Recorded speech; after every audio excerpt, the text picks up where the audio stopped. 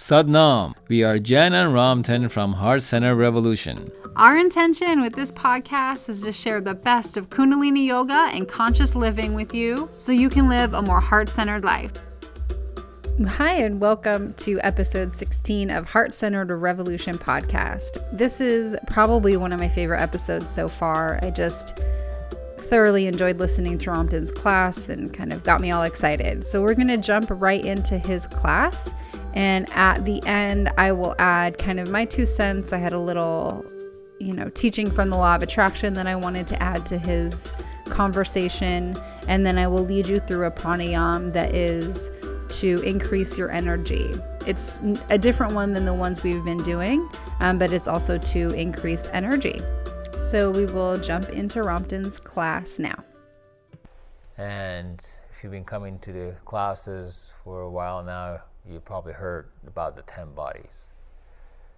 10 bodies were introduced by Yogi Bhajan as part of his teachings of humanology, a term that he came up with as well. Humanology, understanding our physical body, our emotional body, our mental body, that we are not just this physical body. Science, our educational system, that everything is really based on our physical existence only. Studying the matter, understanding it is very fascinating. I mean, rightly so. Just focusing on the structure of the brain, the functionality of the brain, and other organs in our body, our heart, our digestive system, everything, every little thing is very fascinating. It's very complex how precisely they work together. And if everything is off, we notice it, right? That's why we have pains and aches and mood changes, and all things are related. Because if something is off, we notice it. But in another way, the intelligence of our system, there's part of us that helps us cope and adapt to certain things in life, in our environment, our own malfunctionality in the body. So if something is wrong in the body, we feel it, but if we not pay attention to it, or not even feel it, not even recognize it, realize that there's some wrong, then the body itself adjusts the functionality, how the organs and everything work together for us to be able to continue living. And that's what, even some of us, if some people, if they have chronic pains or something like that, they cope with it, they go on with it. We learn how to, and that's by itself is an intelligence. So nothing that's going on with us it's two ways to look at it. Just like Einstein kind of mentioned about this whole world, this whole creation, is everything is chaos and everything is out of whack, or I'm putting it in my own terms, or everything is blissful, everything is a miracle, right? And it's two ways to look at it. So even things that we notice, like sometimes we have some certain uneasiness about someone, something, a situation, and we interpret it in our own minds in whatever conditioned mind we have created for ourselves or through the environment. Meaning that if I think of, let's say, of a family member, and I could think of them in a way that something is wrong, I think about them, and maybe I get angry, or maybe some images come up, or some feelings come up, emotions come up, and thoughts come up about what could happen to them, anything, illness, death, whatever it is, right? That's my interpretation, how my mind is working about when the message I receive energetically, vibrationally, that there's something I need to pay attention to. So if I pick up the phone, for example, and call them and have a conversation with them, I'll find out what's wrong. It could be that their cat died, right? Or it could be that they got, something wrong at job or relationship-wise, whatever. But in my own interpretation, whatever thoughts that came in a way that I thought it was even, it was more of an exaggeration towards it, or less. It doesn't matter. But the point is here that there was something for me a reason for me to call them. And I received that somehow. It could come through your dreams, whatever, through meditation, anything, right? While you're driving, at a point it comes to you. So the point here is that nothing is just by accident. Nothing is just because something wrong with me. Or if I think of negative thoughts, so to speak, I could interpret, there's something wrong with me. There's something going on. I have some malfunctioning going up here, right? It's not that. You got to pay attention. There's a reason for everything. And if you really truly believe in the fact that everything is a miracle, everything is energy, just meditating on that. Everything is energy. What does that mean to you? How would you apply that to your daily life, to the thoughts that come into the emotions, to the illnesses, to the physical problems that we may have, or relationships or whatever. And there are external world out there. Our inner world is what's going on internally. Our thoughts, our emotions, energy, the vibration. That's internal world, and is all part of the mindset, the consciousness. The key word here is consciousness, actually. But there's the external world that occurs, things that others, not necessarily other people, but the systems that have been created, financial system, economical system, government, all that stuff that is outside, seemingly you don't have any control over those, and they affect us too. But when we believe that our interpretation of things, of what's going on out there, what is, things are wrong or right or bad or good, that's what matters the most. And through the practice of Kundalini Yoga, we learn to tap into our origination, who we really are, who we were really intended to be as human beings, the creators that we're intended to be. And when we do that, we learn to become a creator in our life.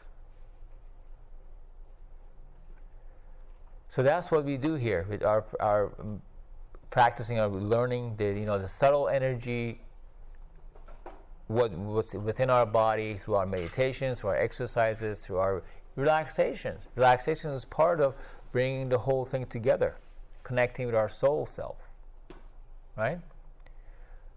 So as we do that, we really become in tune with a simpler way of living, simplifying our life. When you say to slow down, we hear people slow down and take a break. Slowing down really means is going deep within, connecting with our inner self. That silence within we're talking about. Listening to what comes to us. And you don't just listen with your ears, you listen with your whole body, with your whole existence, the whole vibrationally. That's how you listen, really. So the more we are able to operate, if you will, through the neutral mind, the more we are able to perceive things as they are, truly, and not allow our conditional mind, which is within the part of the subconscious mind, that we're not even aware sometimes what's happening, why we have certain emotions or reactions to life, certain thoughts, to control our life. The Kriya we're going to do is called Awakening the 10 Bodies. And as you go through this Kriya, just like any other Kriya, the set, become aware of the thoughts, that emotions that come up for you.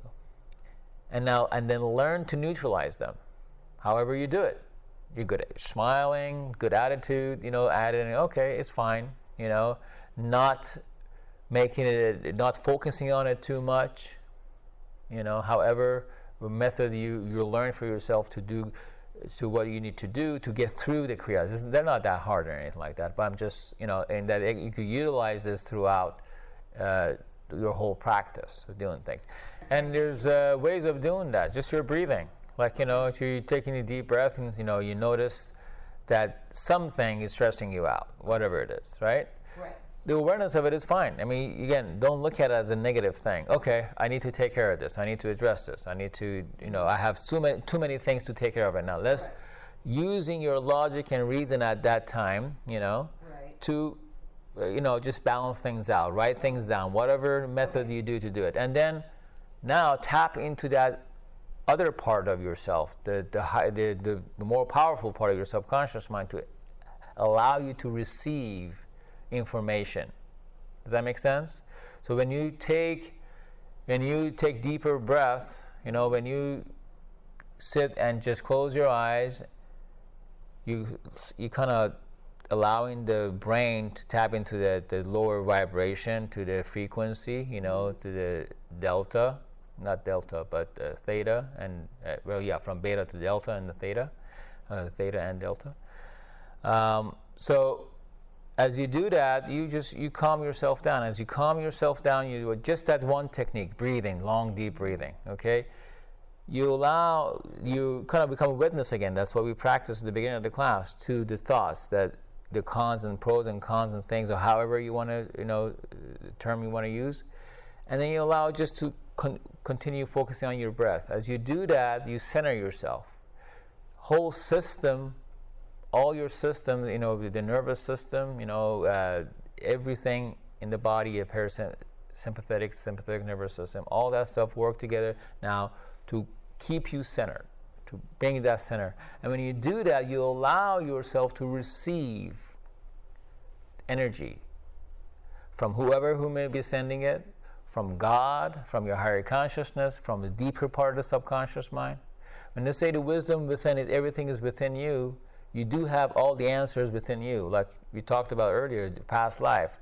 You may get information from that if you allow it, but it's within. You have to allow it. And how do you allow it? By becoming centered, by calming yourself down.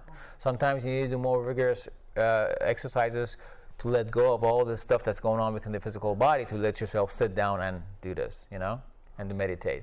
Sometimes you just don't need to do that. You just sit there, boom, at one time, take a few deep breaths, and you're centered. And things come through you. See? Because we need that our logic and reason, and our short-term memory, and our analyzing mind, to do things, to decide things, to create things for ourselves. Through the utilization of 5 senses.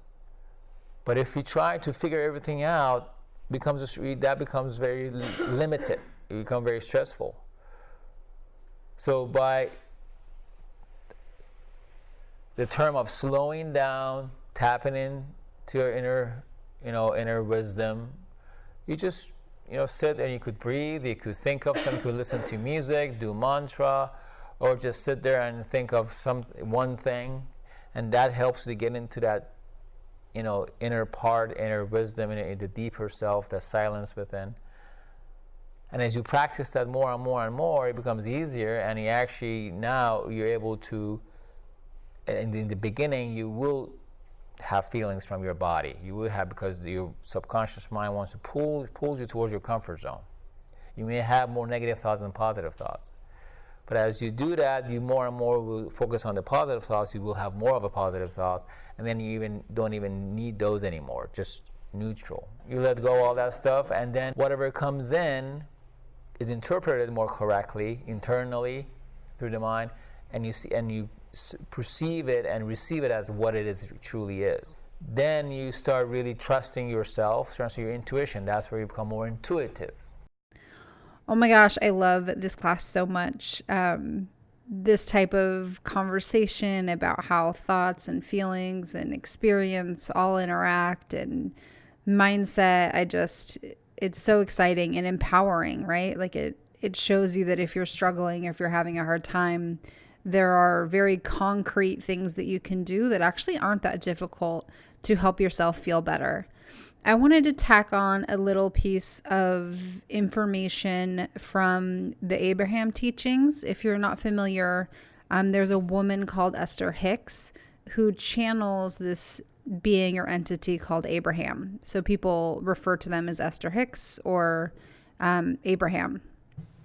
And the teachings are about the law of attraction. So about, if you feel good, you're attracting good things to you. So whether you believe that or not, or into that or not, isn't necessarily relevant. I just wanted you to know where I got the following information or idea.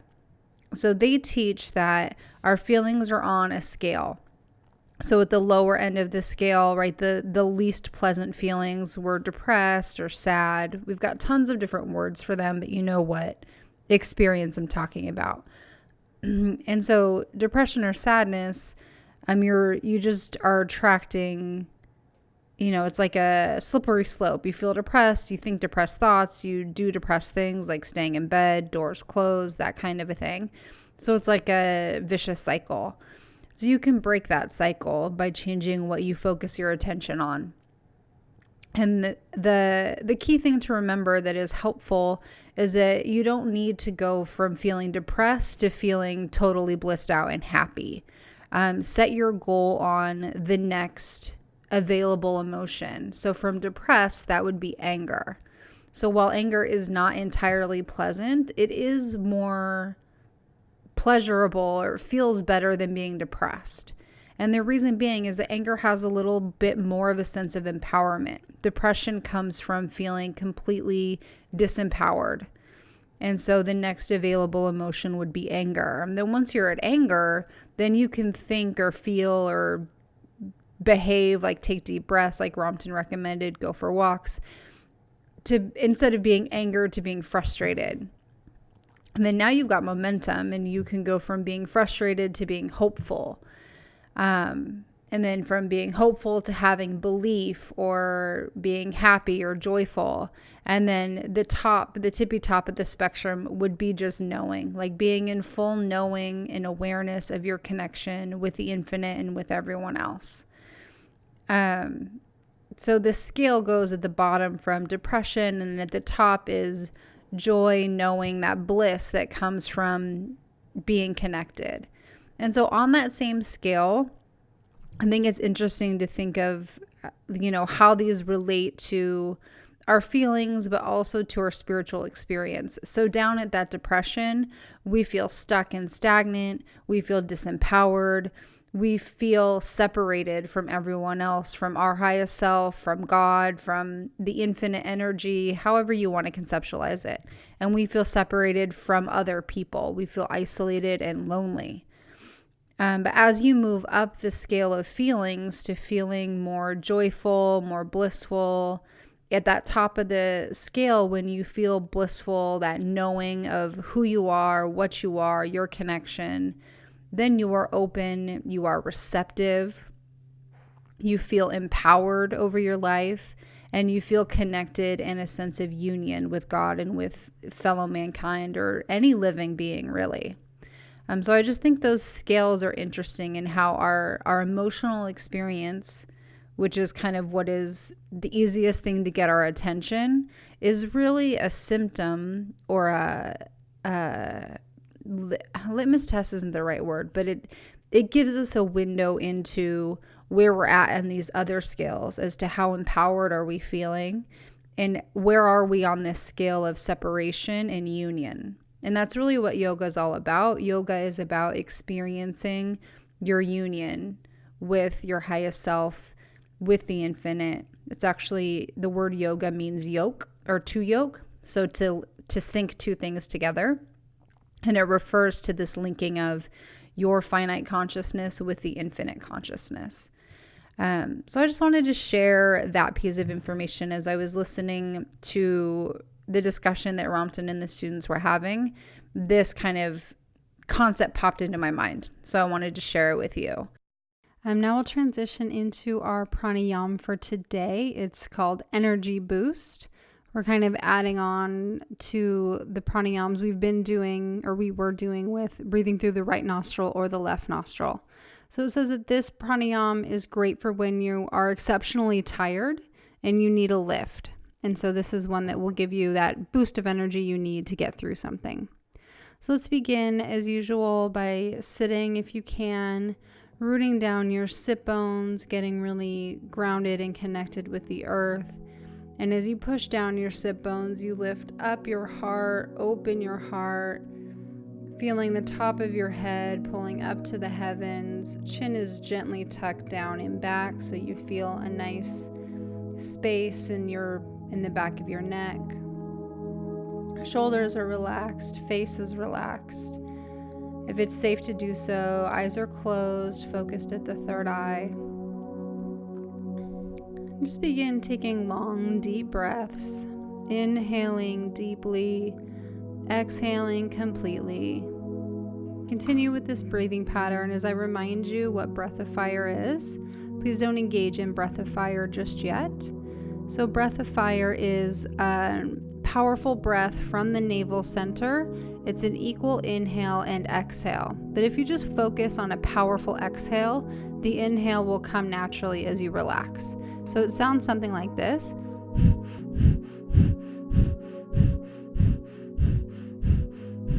As you pump your navel towards your spine, the air goes out. As you extend your navel open, then you inhale. And it's in and out through the nose. So that's breath of fire. But what we're going to do today is we're going to combine the nostril breathing that we were doing.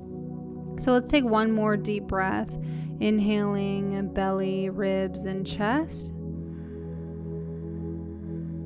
Exhaling chest, ribs, and belly. And then as you exhale, bring your left hand up to your left nostril, using your thumb to gently close off the left nostril.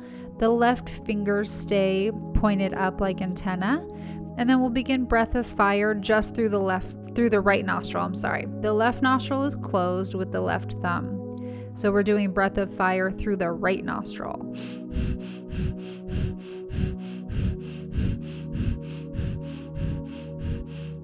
Again, it's a rapid, but not too fast. If you get dizzy or, feel panicky, then slow the breath down. Make sure you're getting a complete inhale and exhale. But it's a quick breath from the navel, but it's powerful and complete.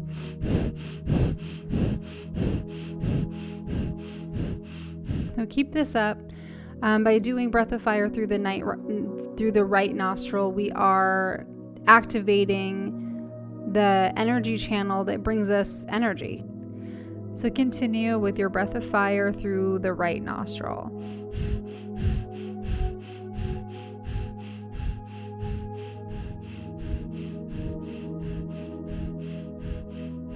Eyes are closed, focused at the third eye. You're pumping your navel with each breath.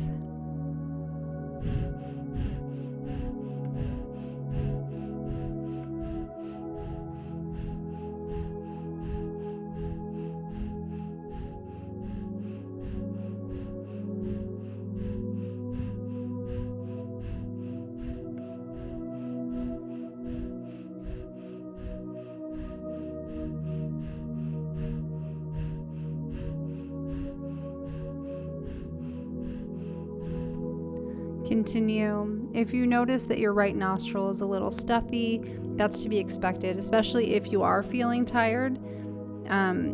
Your right nostril is probably a little stuffy, as your right energy channel is probably a little bit blocked. So continue. We're almost there. We'll do about 30 more seconds.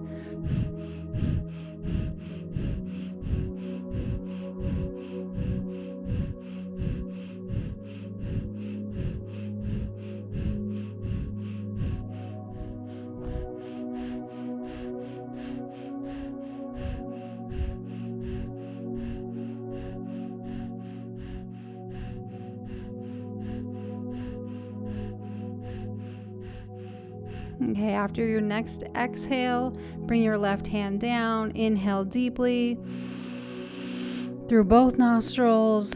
Hold the breath gently. With the eyes closed, mentally circulate the energy that you activated throughout your body and your aura. If you don't feel anything, that's totally fine. Just visualize it. Beautiful. Continue some relaxed breaths. Not manipulating the breath at all. Just let it come to its normal resting rate. And then when you are ready, blink your eyes open. So remember, this energy boost is here for you anytime you would like to use it. It's said to practice this, so the breath of fire through the right nostril between 3 and 5 minutes, and then that quick inhale at the end, and visualizing the energy circulating around. This is with you anytime you need a quick energy boost. It's better than coffee. There's no side effects. Great. I sincerely hope you enjoyed this podcast as much as I did. I'm really excited to get this one out there. I think it can help a lot of people. I just love this stuff so much. If you are looking for a deeper dive or you want to learn one of the most popular meditations, most powerful meditations in all of Kundalini Yoga, Ramtin and I created something called the Kirtan Kriya Starter Kit. So it gives you written instructions on how to do the Kirtan Kriya meditation, as well as a video that explains how to do it, and then another video that leads you through the meditation. So if you're looking to meditate at home, or you're just tired of, figuring out the timers and what to do and all of that on your own, then you can head over to the webpage for this podcast episode, which is heartcenteredrevolution.com/episode 16. And I'll have a link there to the Kirtan Kriya Starter Kit if you would like to join us for that. We have some other fun stuff in the works, but the Kirtan Kriya Starter Kit is ready to go now. We love you so much. Thank you for joining us, for sticking with us. And may the pure light within you guide your way on. Sat Nam.